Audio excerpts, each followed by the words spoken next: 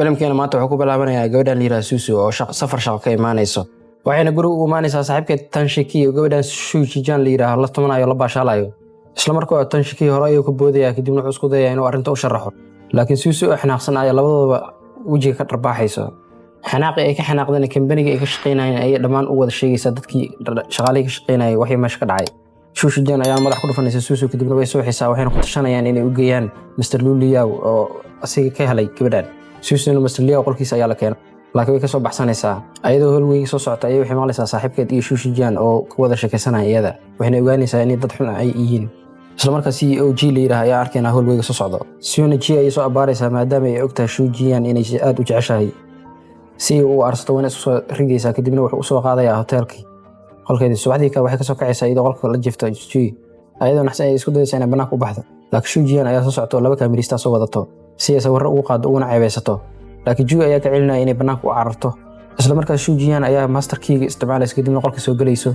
kadibna aad ay isku naxaysaa markay ku aragtay Ju oo Mr. Ju oo la jarto Shiji Susu waxayna rabtay sawirro inay ka qaado Susu taladii inay ku tumatay igu cadeynayso. laakiin Ju ayaa ka racdeynaya goobtii. Juna Susu ayuu ku codsanaya inay saaxiibtiisa noqoto laakiin way ka diidaysaa. muddo ka bacdi waxaa la joogaa xafladda dhalashada ee Shu. Suuna waxay doonaysaa inay soo gadato katiinada ay Shu soo gato mid u eg katiinadu maadaama qaali ay tahay kadibna Ju ay wacaysaa si uu caawiyo. kadibna uu ka ogolaanaya caawiyihiisa ayuuna ku amrayaa inuu wax walba ay u baahan tahay u siiyo gabadha maadaama uu aad u jecel yahay. Suuna katiinadii ay soo qaadanaysaa kadibna hotelkii ay imaanaysaa. Shuna aad ay ugu xumaanaysaa maadaama martida horteeda lagu bahdilay. intaasna ugu sameeyso ay Ju Mr. Ju intay wanta la ciyaaraysaa si uu masirsiiso Shu. Juna markaan Shu ficilada ay sameeyayso ka shaqeynaya maadaama uu isleeyahay way isticmaalaysaa. waxaan halka ka ogaanaynaa Shu inay wacd ku martay inay ka arsanayso Shu maadaama xiriirkeeda ay baabi'isay.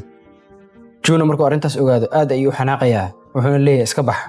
subaxdii ka Shu markay shaqada timaado waxay arkaysaa in internetka lagu baahiyay katiinadii wadata in la xaday. Shujiyan ayaan u imaanaysaa waxaan leeyahay katiinada adiga ayaa soo xaday. Susu oo waxay sheegtay la qaabi waxa socdaan aan garanayn intay arrinta ku xumaan ay Ju imaanayo kadibna uu difaacaya. wuxuuna ku leeyahay katiinada aniga gatay wuxuuna ku tuurayaa sawirradii iyadoo shay la tumanaysa laga soo qaaday.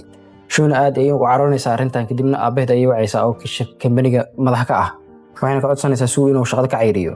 dhankan Susu waxay weydiinaysaa sababtay mar walba ku kulmaan G been ayuu u sheegay wuxuuna ku leeyahay meeshan waxa uu mid arrimo ganacsi darteed. Jin isla markaas wuxuu weydiinayaa lacagta ay ku lahayd waqtiga ay bixinayso halkana Susu ay ku jawaabayso inay mar dhow siinayso lacagtiisa. Juna maadaama uu ogyahay lacagtaas inay gabadha bixi karin wuxuu ku leeyahay saaxiibtay noqo lacagtan iska daa. laakiin weli way diidaysaa oo arrintaas way ka soo horjeesanaysaa. Suu xafiiska Susu ka joogta ayaa Shu u imaanayso kadibna alaabteeda ayay ku tuuraysaa waxayna leedahay shaqada ayaa laga ceyriyay iska bax meesha.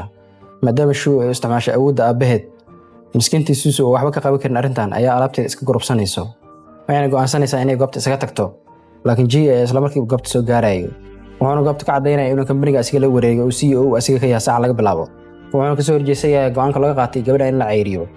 isla markaasna Su taleefon ayaa loo soo diray waxaa soo diray qolad deyn ku lahayd waxayna ku leedahay gurigeeda ayaa iibinaynaa maadaama lacagta deynka aad bixi weysay. waxayna halkan ka soo xasuusanaysaa gurigeeda inay rahan u dhigto saaxiibkeed hore business u galay dartiis asigana uu ballan qaaday lacagta inuu bixinayo. Susuna aad ay u muranaysaa tan maadaama aabaheed gurigaas kaliya ay ka dhaxashay xasuus khaasan oo uu yahay. ayadoo wadada iska saaksan iska fikirayso ayaa G soo gaaray goobtii kadibna gurigeeda ayuu geynayaa. Gina mar kale ayay Mr. Ju weydiisanaysaa lacag deyn ah asigana isla dalabkiisa hore oo ahaa inay saaxiibtiis noqoto ayuu ku soo celinayaa haddii uu doonayso inuu lacagtan deynbiyo. laakiin ayada weli way is adkeynaysaa oo arrintan ka soo horjeesanaysaa ma ka ogolaanayso inay saaxiibtiis noqoto. Susu ayadoo gurigeeda u sii socota oo rabto inay gasho ayay waxay arkaysaa saaxiibkeed hore oo niman la socdaan kaas u sheegay gurigan inuu asiga la wareegayo Britain iyo rabaan in la dumiyo. Susuna way soo cararaysaa kadibna waxay isku dayaysaa arrintan inay joojiso laakiin halka ayaa lagu kala tuurayaa meesha ay ku dhacaysaa. weliba caay ayuu ugu darayaa oo wuxuu ku leeyahay wax matarta ayaa tahay oo wax taraysa ma jiraan. laakiin Su ka sii caroota arrintan ayaa waxay ku leedahay waa idinka arsan doonaa tan. Suna isla markaas Ju ay soo aadaysaa gurigiisa wayna u imaanaysaa waxayna leedahay waa ka ogolahay saacan laga bilaabo inaan saaxiibtaa noqdo waqti kooban. maadaama xaaladda Su ay aad u qasan tahay Ju wuxuu ku leeyahay caaw gurigan iska joog oo halkaa iska jiifo. si wanaagsan ayuuna u xanaanaynayaa kadibna wuxuu leeyahay maskaxdaada deji oo wax walba way hagaagayaan iska jiifo. Jina isla markaas caawihiisa ayuu wacayaa wuxuuna leeyahay arrinta guriga gabadhan xalli oo ka soo dhamay. subaxdii Susu iska quracanaysa ayuu wuxuu tusayaa fiidiyoo oo saaxiibkeeda oo khiyaanay guriga laga soo tuurayo. arrintan aad ay ugu farxaysaa oo farxad gelinaysaa kadibna way u mahad celinaysaa Ju. juuna markaan wuxuu ku codsanayaa inay xaaskiisa ay noqoto wuxuuna leeyahay alaabaha dhamma guriga keenso xaaskii ayaa kadib noqonaysaa dhanka kalena shuu waxay ku xanaaqaysaa tan oo waxay leedahay wax matara ayaa tahay qorshe walba keenta uu khasaarayaa isaga xanaaqsan ayuu ka tagayaa kadibna wuxuu la kulmayaa suu asigoo u wado cake ay jeclayd suusuna way ka aqbalaysaa maadaama ay u jeeday shuu oo meesha taagneed si ugu maseersiiso qorshaheedana sidii rabto ayuu u shaqaynayaa oo shuu iyo xanaaqsan ayaa guriga meesha soo galaysa iyo muddi rabto inay mudiyeyso laakiin tan ayaa dharbaaxayo juuna banaanka ayuu istaagsanaya waxaan dhan u jeeday asigoo ka maseersan arrinta dhacayso gurigu markay u soo laabato juu ayaa qabanayo asigoo ka xanaaqsan sababta ay ula kulantay saaxiibkeed hore wuxuuna ku leeyahay maadaama xaaskii camal aad tahay saaxiibkaada horena la kulantay waa inaad shumad isugu xal marisaa suusuna waxay ayay iscelinaysaa laakiin markii dambe way shumaynaysaa waxayna ku leedahay tan waxa ula kulma kaliya inaan shuu ka aarsado subaxdii xigta suu oo meel iska fadhida oo qaxaya oo raashin iska cunayso ayaa tan u maana isigoo barjilic ka raadinaya kadibna maskiin ay iska dhigaysaa laakiin iyada qorshaheedu waxa waaye tan iyo shuu inay ka aarsato suusuna waxay duubanaysaa tan iyo Master Leo shir khaas oo u dhaxeeyay waxayna hore u soo ogaatay shuu oo USB drive u soo qaadaysa tan kadibna siinayso u soo xaday kambanigana ay ka soo xadeen si ay u isticmaalaan inay ku guuleystaan projectka ganacsiga ay rabaan inay ku guuleystaan projectkan waxay doonayaan shuu aabaheed hortiis inay ku guuleystaan si ay ugu farxiyaan asaga markaana tan USB-ga ay wuxuu siinayaa Master Leo laakiin sheekada waxay xumaanaysaa marka Master Leo gacanyariisa ay timaaday inuu u sheegto USB-ga inay waxba ku jirin tan iyo shuuna ambakaaga ay la aamusayaan suusu ayana isla markii goobta soo galayso waxay u sheegaysaa shuu inay USB drive kambanigii ka xaday iyadoo doonayso inay shakhsi ahaan u isticmaasho Mr. Leon asagoo xanaaqsan iyo qolka ka tagaya shuuna aabaheed oo goobta ku sugnay labadooduba wuxuu shaqada ayuu ka ceerinayaa oo ma qalantiin booskan ayuu ku leeyahay shuuna idee arrintan ka xanaaqsan ayay qalin soo qabsanaysaa si uu muddo suusu laakiin ji oo meesha ka yimid aniga xataa aan garanayn ayaa gacantiisa u dhigayo suusuna markaa waxay bilaabaysaa ji dhaawaciisa inay daaweyso sheekada ayana qaadaysa wadna isku dhidhiintoomayaan kabacdina shums ay galayaan wajahalkooda ay sii saayidayo suuna markaan si ka mahayo waxay kula kulmaysaa nin liiraha house ninkan dhalinyaradana waa shaqaale cusub ee kambaniga inkastoo suu wax macna ay ugu fadhin la kulanka ninkan laakiin asiga wuxuu u sheegayaa inuu darteed shaqada u soo galay kambanigan isla markaasna ji ayaa meel dheer ka fiirinaya asigoo ka masiiraya arrintan isla markiina caawihiis jawi ayuu wacaya kadibna wuxuu leeyahay house meel kale u bedel oo gabadhan agteeda ka dhaqaaji suuna isla markii arrintaas markay ogaato waxay aadaysaa juu waxayna weydiinaysaa sababta uu bedelaya ninkan iyo wax qaladka uu sameeyey laakiin waxba uma sheegaya asiga house markuu xafiiska soo galo wuxuu arkayaa suu jail laabtiis ku fadhido aad ayuu ugu maseeraya arrinta suu gurigeed u socotay ayaa house wadada u istaagay kadibna wuxuu u sheegayaa jacaylkiisa laakiin suu kama aqbalayso oo ka soo horjeedsanaysa arrintaas maadaama ay ji jeclaatay suuna markaa waxay ka soo dahday guriga waqtiga ima jirtay taasoo ji ka xanaajinayso markii uu weydiiyo waxa dhacay sida runta ay sheegaysaa waxa dhacay jiina markaa wuxuu bilaabayaa inuu ka walwalo gabadhan in laga wareego oo laga wato wuxuuna ku leeyahay saacad laga bilaabo qof walba ayaa u sheegaya public ayaa ka dhigaya jacaylkeena iyo arrinteena laakiin suu ma ogola taas oo waxay leedahay weli waa inaad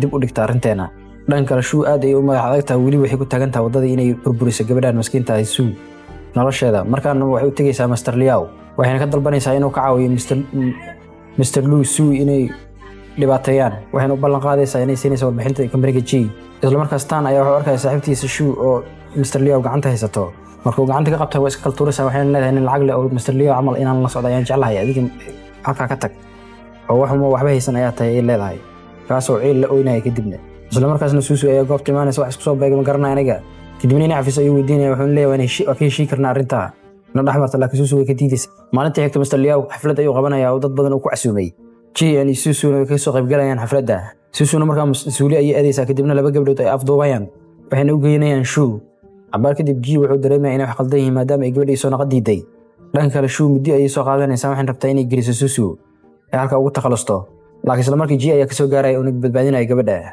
wuxuuna go'aansanayaa markaa inuu booliiska u gudbiyo arrinteeda gabadhan shuu oo waa ka sii dartay laakiin tuu booliiska waxay isla markii Mr. Lu ayaa imaanaya uuna tuugaya inuu arrintan qaboojiyo oo heerkaas gaarsiinin laakiin si la yaab leh ayuu ogolaanaya Mr. G inuu Mr. Leo taladiisa jiina suu ay guriga u wadaya kadibna maata ayuu ku marinaya dhaawaca wuxuuna ka raali gelinayaa inuu dhaawac lagu gaarsiinayo oo ka soo gaarin taasoo suu aad ugu helaysa ninkan sida ugu taxdiraya eeda laakiin sheekada jacaylkeeda waxay xumaanaysaa markii shuu ay la kulantay habeenkaas inuu sheegto ninkan inuu jecel yahay gabar yaraantiis ilaa uu jeclaay ilaa haddana uu jecel yahay markaan suu Mr. G la socota ayaa waxay iska radinaysaa geesinimo kadibna waxay weydiinaysaa gabadhan oo yaraantiis ilaa uu jeclaa qofka ay tahay jiina suusu wuxuu jawaab ugu dhigayaa oo soo wadaya guriga ayuu keenayaa kadibna qolka ayuu jeefka ayuu geenayaa wuxuuna ku leeyahay qofkan jeclaada waa adiga ilaa yaraantiina aan jeclaa cid kale oo jeclaana ma jirto isla markaasna Ju telefoon ayaa soo dhacay oo shaqada ugu soo dhacay isla markiina uu baxaya asigoo dhahay oo ku soo laabanaya markuu baxana waxay arkaysaa bin oo binki ah oo ka dhacay